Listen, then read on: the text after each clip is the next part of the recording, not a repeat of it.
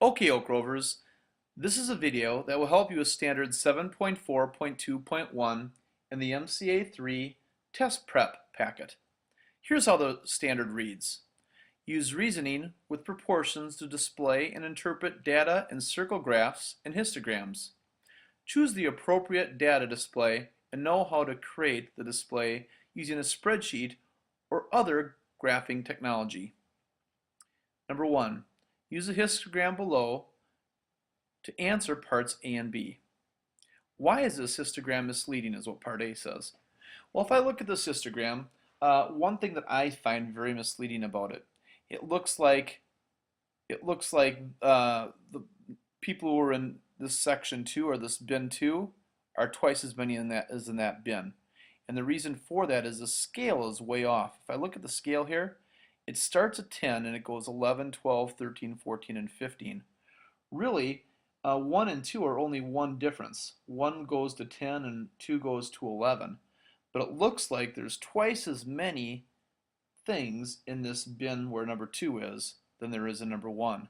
And if you look at this bin, it looks like it's 3 times taller than bin number 1. If you look at bin number 3, where the 3's are, but it's really only up to 13, where the bin on 1 is really up to 10. So what's misleading is the scale on the y-axis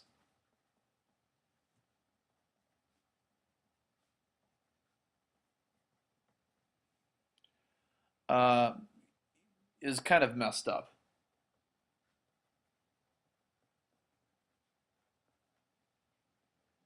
And what I would say, it's just uneven. It's just messed up. It's uneven. And really what we need to do is really, in order to improve this histogram, instead of going from 10 to 15, what we really need to do is the scale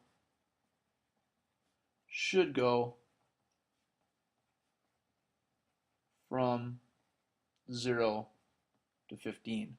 And if it goes from 0 to 15, then it won't be so misleading, because it's really misleading the way it is now, because bin 1 looks like it's, less than half of bin 3, and really this is like at 10 and this is like 13, so it's really not that much different from each other. Okay? The next one, number 2. In which of the following situations would a circle, we get it steady there. In which of the following situations would a circle graph be an inappropriate choice for the given data? So the first one is casualty rates at different points in a war. Okay, the next one is a survey on the favorite sports. Well, I think you can do for part B, you can make a circle graph really easily. You can have each little section of baseball, basketball, football, whatever their favorite sport is. So B isn't going to be the answer for that one. Another one, percentage of people who say they like a TV show. Anytime we have percentages, circle graphs work really well, so I would say that that one would be an answer that's kind of out too. Letter D, results of a popular vote of a presidential election. Again, you can make a circle graph very easy for that, where you show the percentages of how many people were voted for each candidate. So the answer for number 2 is going to be A. The casualty rates at different points in a war. I'm not really sure how you could create a circle graph for that. Number 3, Samantha works part-time at a flower shop. She made a circle graph showing the types of flowers sold last week. If she sold 270 flowers last week, how many more roses were sold than petunias? So what I have to do is I have to find the number of petunias she sold and the number of roses she sold. So if there's 7% of 275, so what I have to do is I have to change 7% to a decimal, and 7% as a decimal is 0.07, and I'm going to multiply that by 275, and that's going to be how many petunias that she sold. 0.07 times 275, and that's equal to about 19. Okay, so she sold about 19 petunias. Now to find out how many roses that she sold, I'm going to take 18%, which is 0.18, and multiply that by 275. So if I take 0.18 times 275, that is going to be equal to 49 and a half or so, 49.5. So if I look at this, if I find the difference between 49.5, that would actually round up to 50. So if I take 50 and I subtract 19, I'm going to get, this is going to be a 10, so that's 131. So my answer for number 3 is going to be letter C. Okay, we're going to go on to the back side of this worksheet. And here's what number 4 says.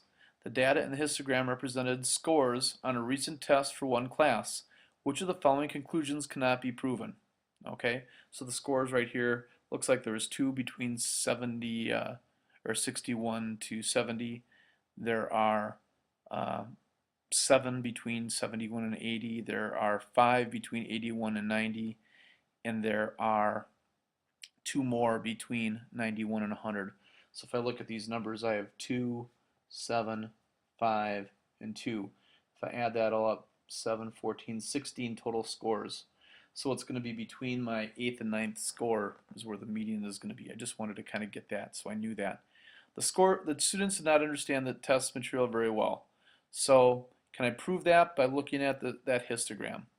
I'm not sure if I can really prove that. I'm going to leave that one as possible answer. I'm going to go on to the next one. So I'm looking for the data in the histogram represented scores in a recent test for one class. Which of the following conclusions cannot? So I've got to make sure I read these questions carefully. Cannot be proven. The median test score is in the 71 to 80 range. Well, if I have 16 total test scores, right in the middle of that's going to be between the 8th and 9th. That's an even number of scores, so it's going to be between the 8th and 9th score.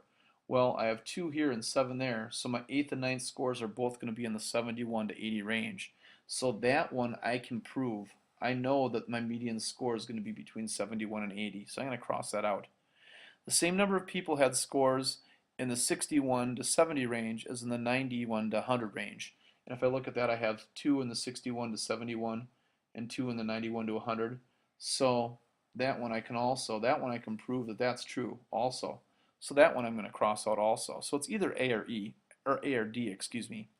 More students scored in the 71 range than any other range. Well, if I look at that in the 71 range, that one is all the way up to 7.5, and that is the most one. So I can prove that that's true also. So the answer has to be the students did not understand the test material very well. I guess I can't prove that by the test that was given or the scores just from that histogram. Number 5, I'll get it up there. Mr. Feldman spent $2,000 per month to rent his workspace. He spends $8,000 in all per month to operate his business. In a circle graph of his business expenses, what is the angle of the portion that represents his rent? Well, rent is $2,000 and he spends a total of $8,000. If I take $2,000 and divide it by 8,000, I get 0.25, which is 25% of his expenses. So 25% of his expenses is going to be for rent. Now to find what portion or what angle that central angle is going to be, what I end up doing, and this is just like the test we had last week, 25% times the number of degrees in a circle, which is 360. If I take 0.25 times 360, I end up getting 90. So my answer for this one is going to be B, or 90%. And what I do is I just take the percent, remember, and multiply it by 360 to get the angle, the central angle of a circle graph. So that one's B. And now I'm going to go on to the last one, which is number 6. Given the following circle graph, which of the following statements best describes the data? The total of sea cucumbers, sea lilies, the total of sea cucumbers, sea lilies, and feather stars, and sea lilies is less than the total of sea urchins and sand dollars and brittle stars and basket stars. Wow, let's see here.